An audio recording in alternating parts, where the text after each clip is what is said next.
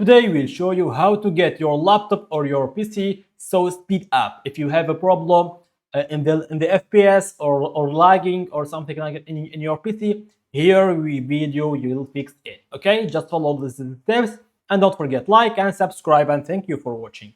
First, go to Windows Air and go here and put the first time it's like this. Follow, this is what I do, like this guys, and delete all of this. But I don't want to delete it because I have a good quality FPS.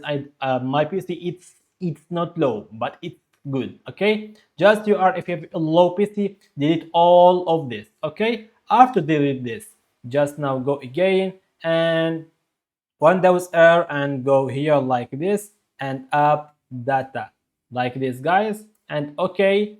After this, delete all of this.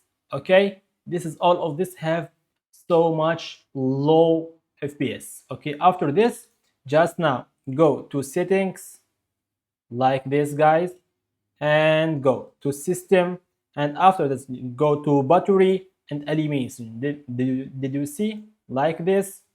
And after this just go here and go to performance levels, and this to performance levels, and now will be good high quality in your PC for FPS and not lagging. Okay, after this just now Windows R like this and go right like sysdm.cpl.